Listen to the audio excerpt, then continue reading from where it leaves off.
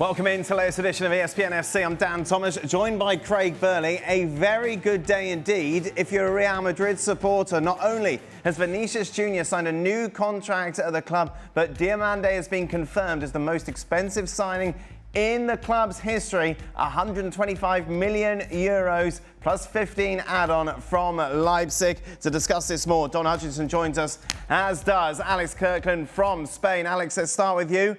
Bigger deal's got to be Vini, isn't it?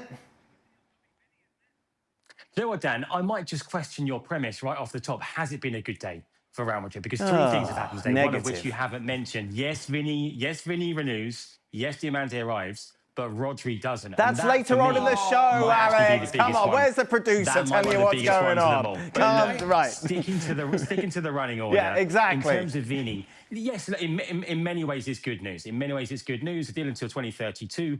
Just a few days ago, there was still this deadlock that had gone on since last year. They finally broke through in this meeting on Wednesday. There are problems around this Real Madrid team, and Vini has been a part of those problems, fitting in with Mbappe, the fallout last season with Xabi Alonso, but no doubt he's still a world-class player, and I think Madrid would have been, really gutted to lose him. So I think that contract, yes, for sure, that taken on its own terms, I think is really good news. Shall I put the cork back in the champagne then? Shall I not be that excited? So Alex, now that Vinny's got his 6-year deal, when the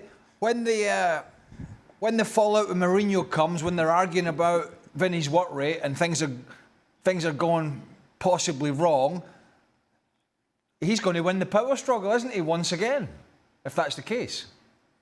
Well, look, Jose Mourinho has been party to these discussions and has been in favour, we understand, of Vinicius Junior staying. So presumably he has a plan to make this work in a way that it hasn't worked for the previous 2 years.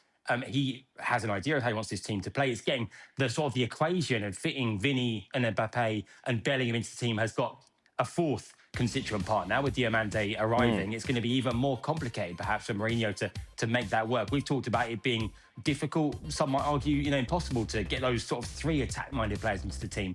Now he's got to do it with Diomande as well, the most expensive signing in the club's history. But yeah, Mourinho must have a plan that he thinks is going to work. Like I say, he's been part of the discussion process that has led to this renewal. What a time for the 19-year-old. Diomande, whose star has risen so quickly, but coming in to this team, which I think it's fair to say certainly has been toxic at times last season. Yeah, but it's an awful lot of pressure on a teenager, which he still is. That sort of price tag alone, never mind the fact you're going to Real Madrid, working with all these superstars that haven't been playing particularly well of the last 18 months or so, maybe a little bit longer, under one of the most vaunted managers, certainly in his early years, in Jose Mourinho, who's almost looking to resurrect the end of his club career, because we all expected Mourinho, and we do expect him to go into international management. We've just seen Jurgen Klopp do it. We know Carlo Ancelotti is doing it, and you're thinking that's where Mourinho's going, and all of a sudden he pops up out of nowhere at Real Madrid as the saviour. So there's a lot, and we said this at the end of the season.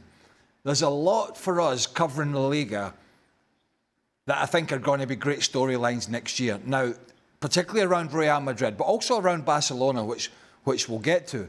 But particularly around Real Madrid. And is that going to be us sitting here in the weekend, Daniel, Saturday or a Sunday or whatever it is, talking in very positive terms about this new look Real Madrid? Or is it going to be the same old, where Barcelona are playing the slick football, Atleti are somewhere in the background, and Real Madrid's problems continue, and we see Mourinho sort of almost losing it? It's really hard to tell which way it's going to go. It could easily go either way. They could be much slicker, much better, much more organised. We know he's made some defensive changes.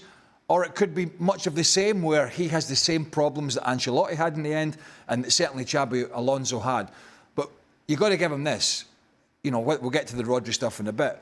But he's certainly given them plenty of tools to work with. They've made those defensive changes. They've made those changes up front. New contracts have been signed.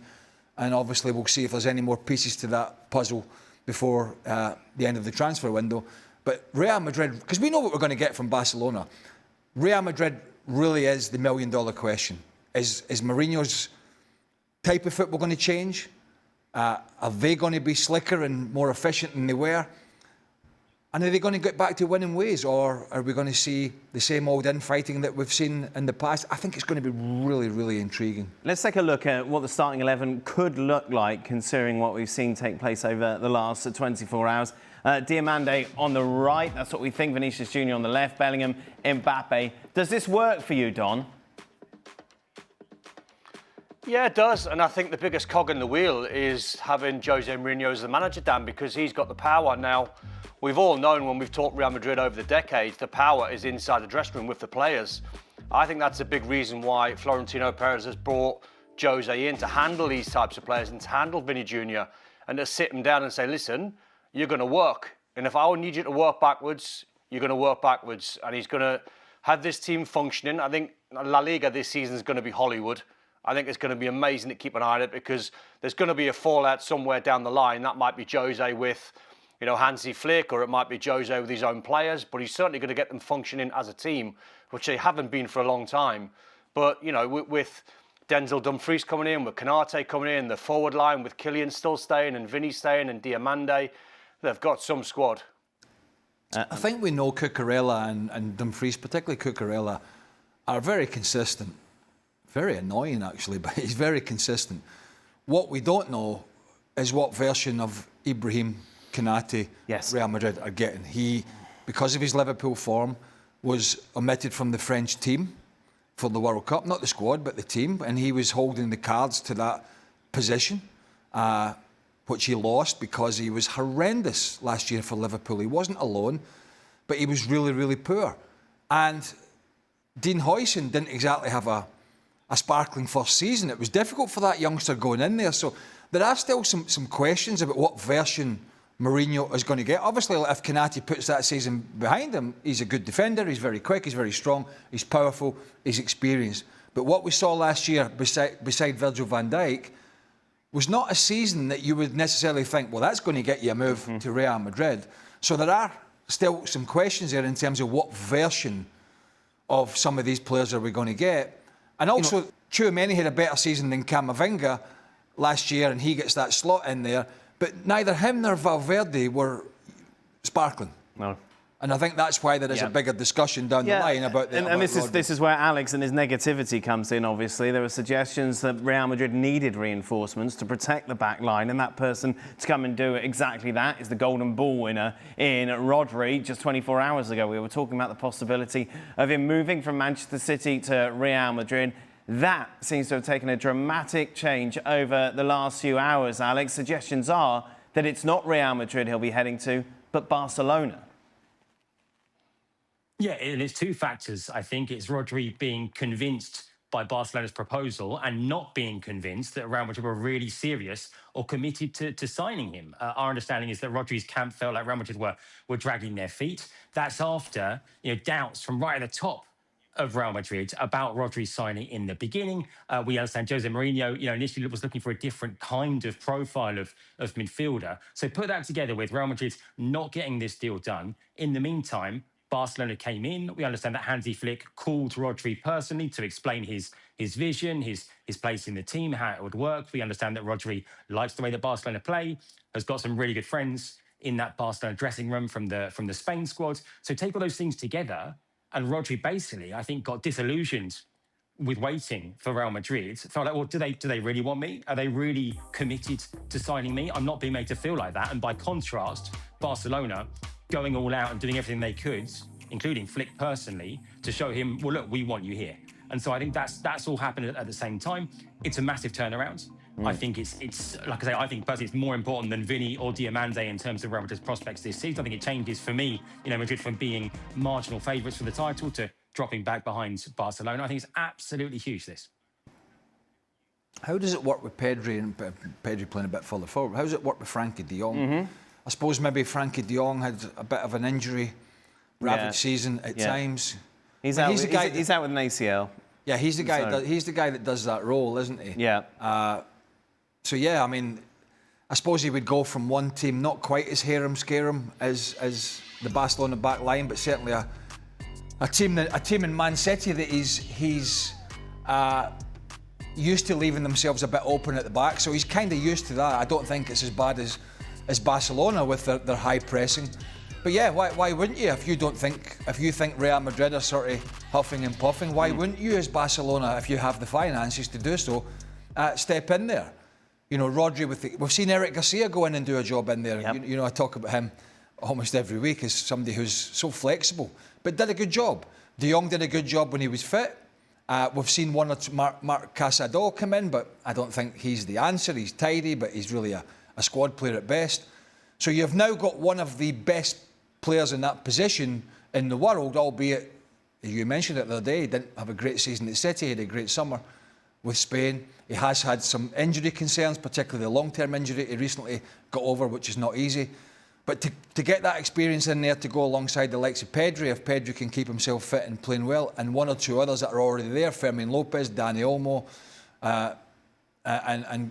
and more, you're just really strengthening that midfield. I still think Barcelona have work to do in terms of their back line, but that's another story. But certainly if you can get Rodri and pip him away from Real Madrid, so it stops them from solving one of their problems and helps you solve one of yours. Don, considering the upheaval we've seen at Manchester City this summer, Pep leaving, obviously Bernardo Silva going as well, are you surprised that they're not fighting harder to keep Rodri to the end of his contract?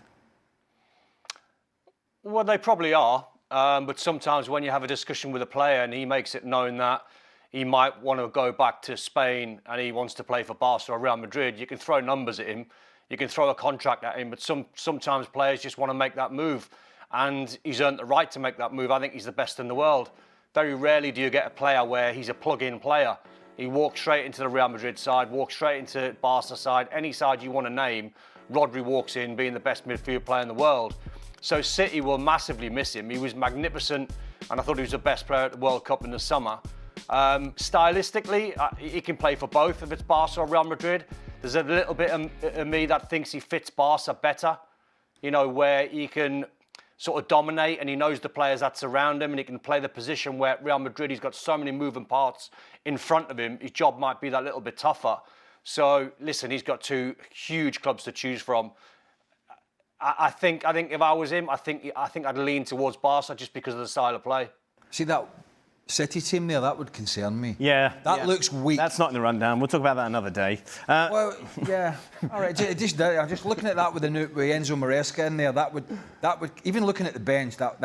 Looking at what Arsenal and one or two others are doing, that would concern me. Alex, I didn't think Barca had too much money. Yeah, but Rodri is relatively affordable. You know, the sort of money that's been talked about in terms of the transfer fee is something like 50, 60 million euros. The wages, of course, are substantial. They have had some players that have gone off the books this summer, like Lewandowski, that have opened up some space there. Look, we've been told for a long time their number one target has been Julian Alvarez. We don't know yet if that's happening or not. We've been told they want to strengthen centre forward with Lewandowski's departure. There are doubts about Ferran Torres as well. But I think financially, I think they can do this Rodri deal. One thing I agree with Craig, I think the Pedri question is interesting. Because remember, Pedri plus Rodri didn't really work for Spain at the World Cup. Pedri dropped out of the team in the end. And that was when Spain really started firing all cylinders. So I think that relationship, how those two work together as a pivot, you know, with maybe Dani Olmo ahead of them or Rafinha or somewhere else, I think that is an open question. We discussed this yesterday, but I just wanted your views on it, Alex. You mentioned Ferran Torres, and with Lewandowski leaving, you think, right, he's going to be the number 9. He's going to lead the line for this Barcelona side. What a great summer it is for him. He scores the winning goal in the World Cup, and now we can focus on retaining the title with Barca. Yet he's been doing interviews, and he's been saying strange things, saying every time these teams want you, it's a good thing. In football, this is for the link with BSG, in football you never know what can happen, but the good thing is that I have a contract, I can wait and decide on my own. What do Barcelona need to do to keep me? They have to show me they want me, come to negotiate, and in the end, it's all about talking. This is weird, isn't it, Alex? Because, yeah, you scored the winning goal in the World Cup and you think your stock is sky high, but he didn't have a great World Cup. Yeah, of course. You know, he missed a number of chances, hit the woodwork multiple times before, in the end, you know, that the biggest moment of all came his way. Look, I think he's making the most of his moment. He's never going to get an opportunity like this again, you know, to have this level of public profile, especially in the United States. I think he knows that there are doubts at Barca as to whether he is the guy to be the first choice centre forward. I think he gets that. Who else would it be, Alex? I think he's, I guess, trying to leverage. Well, the question is, if it isn't Julian, if Atletico stick to their guns and refuse to sell Julian Alvarez to Barca, which they have said that's what they're going to do, I don't know who are realistic and the right sort of plan B would be. You know, we don't think they've given up on Julian, but the noise coming out of Atletico has consistently been, we will not sell him to Barcelona. He wouldn't get into the PSG side anyway, would he? Ferran Torres. I'm trying to think. Like, who's he replacing? So what's their front line again? It's Dewey. Dembele. Kvaratskhelia. Barcola, who's probably leaving. So he's probably gone from the frying pan to the fire, isn't he? And actually, he's probably got more chance of playing by staying where he is. 100%. But it seems that I don't know, I'm confused by his rhetoric. He's got a contract, but he wants negotiations. It almost feels like he feels the World Cup has made him the hottest property around, which he's not. He's a good player. He had a good 2 seasons with Barcelona. He fell off the cliff a little bit last year when he hit this lull, when Lewandowski came back in the side. Then he came back towards the end. But he has these little lulls. I don't think there's any doubt, since Hansi Flick went there, Ferran Torres is an improved player. Mm-hmm. But he's still patchy, isn't he? Yeah, he is patchy. But he's a kind of Hansi Flick kind of player in terms of his movement, how dynamic he is, his pressing, his work rate, all that sort of stuff, how Dani Olmo and Fermin Lopez and others can work off him. But he is patchy. He's not an out-and-out finisher. He will go through these moments where he misses his easy chances, and then he'll pop up in big moments. And he's a little bit, in a sense, like Kai Havertz in that way, where he has other facets to his game that are workable, but he's not necessarily an out-and-out goal scorer. Robert Lewandowski's different. You know, Harry Kane's them. Erling Haaland is different. They're goal scorers. Ferran Torres he gets enough goals, but it's about his movement, and it just seems to me that he's playing his cards at the moment in terms of in Barcelona. But I think looking at, you know, if I'm Barcelona, I'm not selling everything on Ferran Torres. Yeah. You know, I mean, there are others out there that could probably come in and do a job. So I think he has to be careful on that front. And as you said, if he goes to PSG and if they keep the bulk of their forward line, he's just going to be another squad player, which he's not now at Barcelona, particularly not with Robert Lewandowski going unless they go and sign somebody. So sometimes the grass is not always greener on the other side. But is this just a player who knows how valuable he is at the moment after what happened at the World Cup, Don, and using that as a negotiating tool? Yeah, a little bit. I'm reading into when he's saying Barca need to show that they want me. I'm not reading that into being a contract. I think I'm reading that into... Well, he's got 1 year left. He's in his last year now. Yeah, but I think he really needs, like the lads are saying, he's patchy because he's a false nine. He's not a traditional number 9 like Lewandowski. So that's why he is patchy. That's why sometimes you can't trust him because he's not prolific. So maybe what he's saying is he needs to be shown that little bit of love from Hansi Flick to say, listen, if I stay, and do you really want me to play number 9? And are you going to play me number 9? Are you going to trust me to play the quota of games and show me? And then the contract's the contract. But I think he's more or less talking like, does the club want me to play in the starting 11? I think that's what's key to him. But they're obviously looking at Julian Alvarez. So as a player, Don, he's the same in a sense. He's that's levels. But he's not an out. He's a player that fits the profile of the Hansi Flick team, the hard-working Anthony Gordon. Why is he going in there? Because it's about pace. It's about work rate. Yes, it's about end product. Julian Alvarez is the same. There was periods last year at Atletico Madrid he did not play well. He's another that's not coming off the greatest ever of seasons. So there's a few of them. It's not like they're chasing players and probably having to go and pay top dollar for players that were absolutely outstanding at their clubs. They were not. They were not. They had their moments, but they were not. So it's a difficult one. The one thing I would say about Barcelona and the president, it's the president, isn't it? John Laporta, whatever we call it. Yep. Is that I think there's a lot of trust in what Hansi Flick has done. Definitely. You know, they've trusted him to work with players, to make players better, to bring the likes of Rashford in on loan. They've trusted his decision-making. So I think he's certainly at the moment holding enough sway that if he says, look, this is what he's worth to me, and if it's not suitable to you, we will move in a different direction, and you need to trust me on that.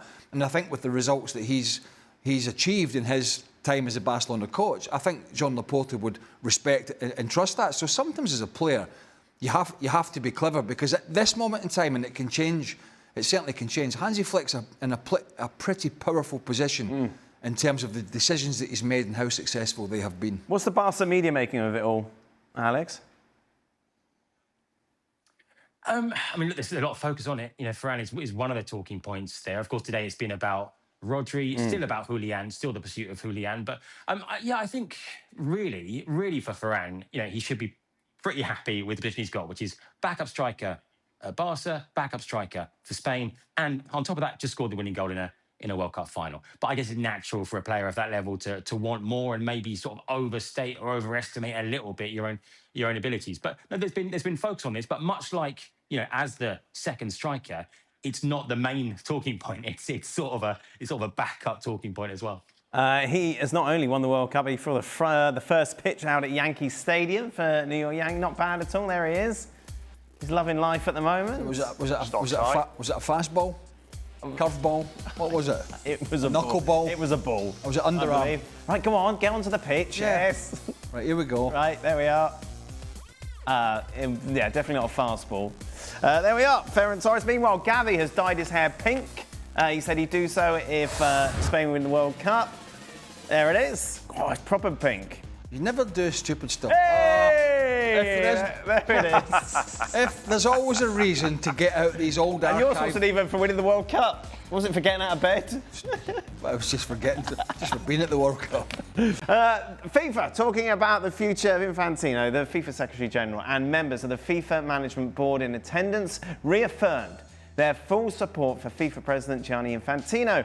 The meeting also addressed the FIFA Forward enterprise proposed, where mistakes made were acknowledged. It was further acknowledged that errors were also made after the proposal was leaked to the media. An apology was made for these errors, together with a commitment to ensure they do not happen again. With the project withdrawn, it was agreed that FIFA will no longer tolerate any attacks on its integrity, good governance and due process, and will take all necessary measures to protect and safeguard its name and reputation. Alex and Donna here are just... Listen, whenever I see the words FIFA and integrity, I laugh my cotton socks off, because the integrity of this organisation has gone down the toilet and went down the toilet a long time ago. I think it was saying on social media, Sid Lowe last night, when this crap came out about we will no longer, about an error has been made. It wasn't an error, it was a plan. And it was a plan that got absolutely kiboshed and went sailing down the river. It wasn't an error, right? It was a plan. It was a plan so people would make a lot of money, including Gianni Infantino himself. His salary was going to go through the roof. They were going to be selling all these rights and whatever. And there's one or two confederations or organisations have come out and supported. Yeah, Africa has, hasn't it? And we are not surprised at certain ones that are doing it. And I'll just leave that there.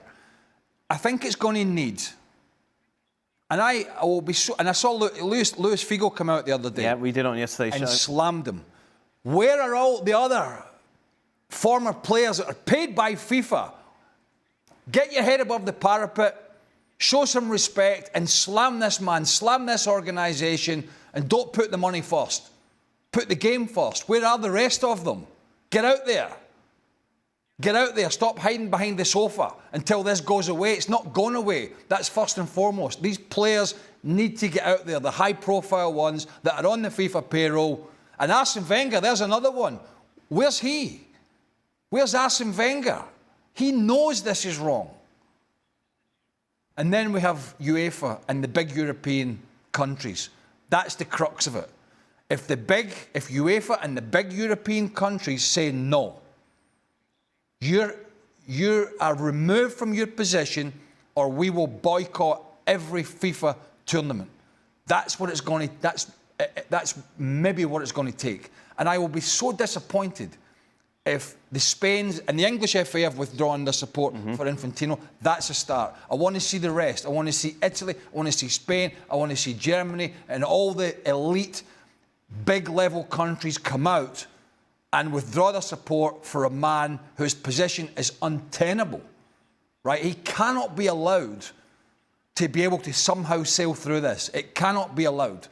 And I'll be so disappointed if that happens. We need somebody at FIFA for the governance of the game that has clarity, integrity, and honesty. And if they make mistakes, that's fine, because people make mistakes. But as long as you have the correct mindset and your heart's in the right place, and we're talking about, protecting players. We're not talking about adding games. We're talking about how we can protect players and how we can help countries and how we can do all that. We're not lining our own pockets. And if he can somehow make it through this, Infantino, I tell you what, then he's going to almost see himself as, again, untouchable. So please, UEFA have to take a big stance, the big European countries in particular, and the players that are on that FIFA payroll, they have to get out there and distance themselves from that man, because whilst they're not doing it, they're in his pocket. Spain very much at the heart of this conversation as well, Alex, given that they are co-hosts for 2030. Yeah, it's an awkward position for Spain to be in, isn't it, with that UEFA boycott coupled with the fact of hosting the 2030 World Cup. And all of this Infantino affair has really been viewed through the prism of one issue here in Spain, and that issue is, are we getting the World Cup final or not? When Spain won the right with Portugal and Morocco to host the 2030 World Cup, it was a given here in Spain that of course we'll get the World Cup final. Of course it'll be, at the new Bernabeu or maybe at the new Camp Nou, but certainly here in Spain. In the last few weeks and months, there's been more and more kind of worries and doubts here. Well, are we going to get the final? Is it going to go to Morocco? And of course, Infantino spent the last week or so in Morocco. There's a close relationship there. It's understood that he's sort of using Morocco to shore up support in North Africa, in the Arab world as well. And that is worrying here in Spain. The fact that maybe we won't get the World Cup final. What sort of, deals are being done? Because where the final isn't voted on. It's essentially a decision of FIFA and the FIFA president. So if he wants it to be in Morocco, it can be in Morocco. And so that's what people here, I think, in Spain are most worried about above all else. Yeah, but surely there's got to be a bigger picture here, Alex. I get it. You want a World Cup. I get that.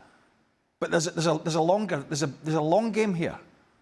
And if Spain are only worried about Spain and getting the World Cup, that's wrong.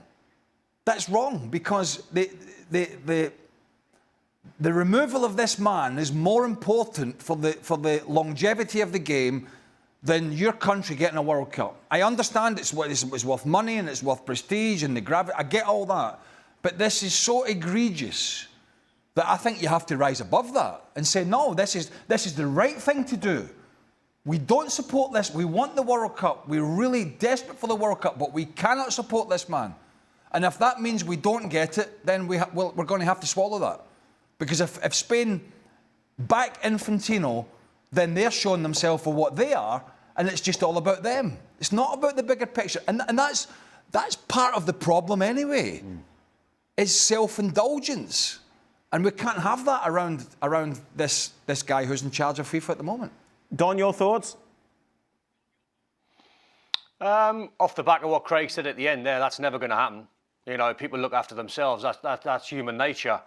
I think it probably started a long time ago, well above my pay grade. But I think he got ideas well above his station when he was dancing with Donald Trump in the World Cup draw.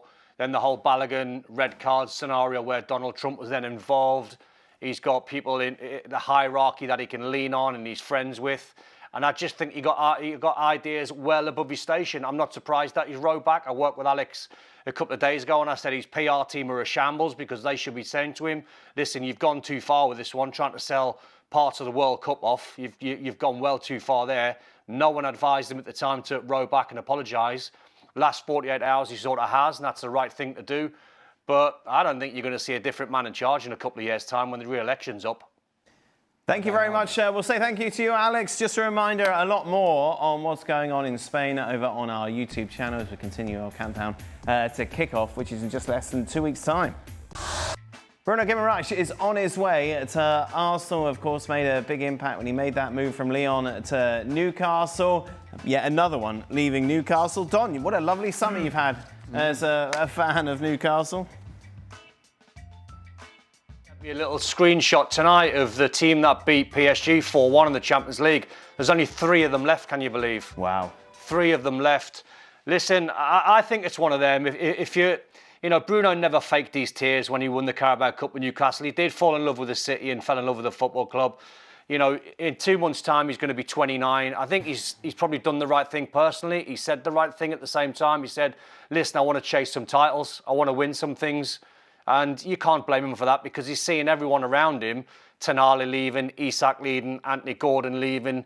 You know, the squads that the manager's left, the squad's just getting dismantled left, right and centre. So really, you know, why should he stay? It'd be amazing if he did. You know, fans would absolutely idolise him and adore him. But you've got to respect the player and to move on. And there's a group of the guys that have moved on for a huge fee. So the best thing Newcastle could have done when you're selling Tonali is get the 100 million. Same for Gordon and Bruno Guimarães, and you get top dollar in. And then what they've done on the left-hand side of the graphic is they're trying to bring younger, faster players in. That's going to be, you know, hard to play against. And that's the model of Isla. That's his team. They work hard. I've seen some clips of them at work in La Manga, and I like the things that he's been saying. But he's saying we're going to be hard to beat. We're going to be full of running. We're going to try and stop teams from playing. That's the only thing he can do because they're now a fresh young side that can try and move on. It's going to be difficult because short-term wise, Newcastle will be nowhere near the Champions League spots that they've been under Eddie Howe. So the table will look very different at the end of this season where they're probably going to finish at best 10th. But it might be a case of, listen, we've moved those players on for a long, long time. Anthony Gordon, by the way, wanted to leave a year ago. So Newcastle fans, and I think the club were well aware of that, Liverpool were in for him. Tonali hasn't been the same for the last 6 months because he's wanted to go. Bruno was the big one that's, I think, killed Newcastle fans, and that's a sore one to take. Well, with this Saudi investment that came in some years ago, it was going to take them to... And look, Eddie Howe took them back into the Champions League, and that was a pretty good job. But they don't want to hear it. And it's a great club, but they don't want to hear it. They're a selling club. They're a selling club. It's a great atmosphere, it's a great city, but players go there and then they look to move on to bigger and better things. That's just a fact. Now, some of the money they've got in for some of the players is very good, but if they're bringing the younger players in now, and most of them we haven't really heard of, and certainly don't know much about the manager, is they'll bring them in, and if they're any good at all, the price will go up and they'll sell them again. That's kind of where they are, and that's not... I don't think that was the story that the Newcastle fans bought into a few years ago when all this investment came in. It was we're going to be challenging Man City and Arsenal and Liverpool and Chelsea year in, year out, and that really, A, is difficult to do, and B, has never really materialised. Does Bruno start for Arsenal, Don? Yeah, he starts. I mean, he's I think what he is, I talked about Rodi being a plug-in player. He's that for Arsenal. Also allowed Declan Rice to have a breather because he's been absolutely shattered. You saw that in the World Cup. So he starts all day long. I think it just emphasises the strength of Arsenal. I think even though they missed out on Vini Jr, it was still a good look for Arsenal being in for that type of player. So I think Arsenal fans have obviously they've seen Bruno Guimarães play against Arsenal and stop them from getting Champions League football a couple of years ago. So he plays with that bit of spite, he plays with emotion. You'll see him shout and scream and cry in any given minute of a game. Arsenal fans are going to love him. Great signing, isn't it? You look at that potential bench there for Arsenal, and it reminds me of Man City when they were at their pomp. You know, when they were really dominating English football for that 4 or 5 year period, and they were also not dominating the Champions League, but they should have done. They should have had more than one. They did not, but they should have done. And looking at that bench with the Ezes and the Marinos and the Zubimendis, it reminds me of that. It reminds me of strength and depth and more signings to come, and that's what Arteta has. And at the moment, they're head and shoulders above everybody in terms of retaining the Premier League title. Just a reminder, we stay late to answer your questions on Extra Time, and tonight is no exception. You can check that out over on our YouTube channel. Welcome into today's edition of Extra Time. Craig Burley with this here. Don, you say you're recovering from the flu. You look like it. Yeah, my eyes are a bit bloodshot. I mean, Craig's still giggling there. He's dropped one in there. He's had birds at the house. Let's just leave it there. All right, but you're feeling better now, mate? I feel all right, mate. Just a bit of man flu. I'm fine. Yeah. Oh, that's well, there you go. Violins hour. Is it important that Rodri can't come to Barcelona because he will make Barca better, or because he doesn't go to Madrid so they don't have a winning midfield? I've always said grammatically incorrect statements never be allowed. It could have been my reading, to be honest. Test. So what's better? What? That Rodri isn't at Real Madrid and at Barcelona. Which is the better part of this? So, is it better for Barcelona that Rodri isn't at... No, I can't do it. I can't. I'm trying to do it. I can't. I told you, it's grammatically incorrect. That makes. Is it more important that Rodri comes to Barca?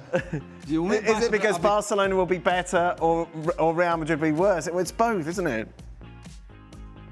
Both, isn't it? Yeah, it is both. But which one more, Don? I mean, either way, Barca win. Yes. Winner. That one. Winner. Boss. Mike's back. Mike. Yeah, Mike. Producer Mike or the boss? Producer Mike. Sat on his backside in the house. That's my job for the day. For Mr. Burley, with the signing of Diomande, do you think Mourinho will try something different? Or will he see the same 4-2-4 formation Ancelotti used in 2024 to fit all the big names into the lineup? What was the 4-2-4? So 4-2-4 is what we showed, wasn't it, pretty much? I know what a 4-2-4 is. Yes. So he played Bellingham. He played a... Yes. Listen, so it was Bellingham, Mbappe, Vinicius, Rodrigo. We can argue semantics all day about formations. Right. He played 3 up front, 1 wide left, 1 wide right, striker with Bellingham doing both roles. So you can argue. But yeah, I could see that, because you want to get Bellingham. We saw how powerful Bellingham was at the World Cup. Yeah. That's just complete. That nails it for me if I'm Mourinho, because we did see Ancelotti over a period moving him from pillar to post, left side, right side, bit deeper, and that was to try and find the balance in a struggling team. What we saw from Bellingham at the World Cup was exceptional, and Mourinho will have seen that, so it's a no-brainer really. And then obviously Vini, Mbappe and Diomande there, that takes care of itself. It's what he does with his midfield. So yeah. Who does Arsenal go after now left wing? Barcola, Nico Williams. Those rumours that he was going to Vinicius Junior was going to go there, Don, obviously. He's staying at Real Madrid. Barcola would be the one, wouldn't he? Yeah, I mean, it's a lot of money, by the way, 140 million. Do they need him? Find, I think. Well, they got Martinelli. No. They've lost Trossard. Trossard's gone. They've lost Trossard. I mean, yes and no. I mean, Martinelli gets a bit of a bad rap. I still think he's a good player, but there's more value out there in players. You can go and get Kenan Yildiz for 100 million less than Barcola. So you don't have to go and spend 140 million on Barcola when you can get Kenan Yildiz for 40 to 50, and there's potential in him. So yeah, there's players that you can buy across Europe that that can play on that left-hand side. I wouldn't be in a massive rush. It might be the difference between winning the Champions League with that left-sided player. So if you want to go fantasy football, you'll sign Barcola for 140. But I think there's value elsewhere. You wouldn't bother with Nico Williams, would you? No, don't think so. Silva gone, Rodri gone, Pep gone. Who is the captain in the dressing room of City? Stone's gone. Yeah. Who was a bit was a leader in there, had a lot of injuries. Yeah. He's another one. Diaz. The chips are falling now, unfortunately. It's new manager. We were discussing it a little bit on the show, very, very little bit. If I'm Erling Haaland, I think if Rodri goes as well as it said there, with all the others you mentioned, if I'm Erling Haaland, I'm looking around, I think. Because it was about all those players. Before that, it was Vincent Kompany and David Silva, Riyad Mahrez, the manager. All those players I've mentioned there, and these ones have all gone, are going.